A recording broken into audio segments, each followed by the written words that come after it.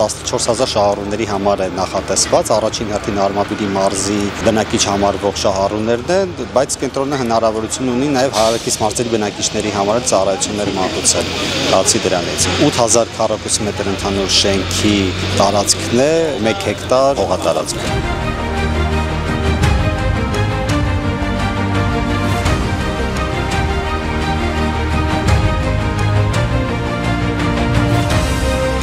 Արմավիրի մարզում մենք ունենք ավելի քան 14000 հաշմանդամություն ունեցող անձ, բոլոր տեսակի հաշմանդամություն, դա կարող է լինել զինվորական կապով հաշմանդամություն, իծնե հաշմանդամություն,